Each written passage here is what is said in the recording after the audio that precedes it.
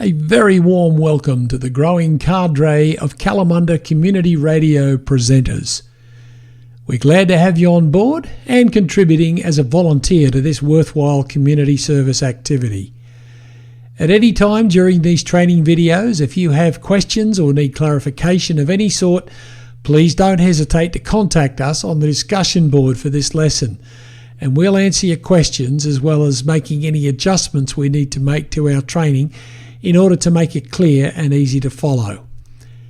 Please allow us to introduce you to the main piece of equipment that you'll be using to make that contribution. Behold, the Harrier Audio Desk, which is part of the range of quality products manufactured by Elan Audio right here in Western Australia. Although at first glance it may look a little bit like the flight deck of a 747, its component parts are logical, labelled, organised and configured under the hood by Lindsay, our technical sorcerer, to function with a minimum of fuss in an orderly manner. When you first sit down at your presenter's desk, you'll notice that the lighting panel on the right hand side is showing green lights. That means the desk is not going to air. This allows you to set up and prepare for your show without disrupting the end of the other presenter's show in the other studio.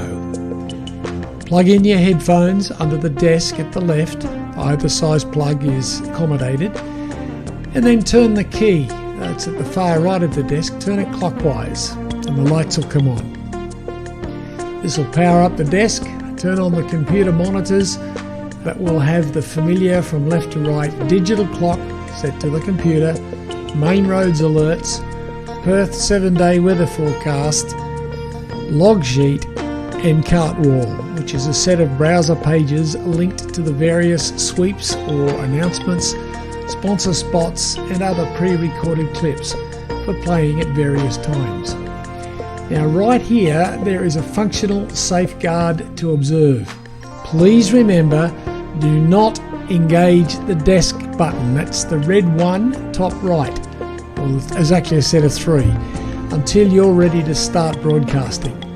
Doing so will grab transmission from the current presenter and transfer it to you, so you can continue to set up your gear, playback devices and sound levels without interfering with the current presenter's show until that button is pressed.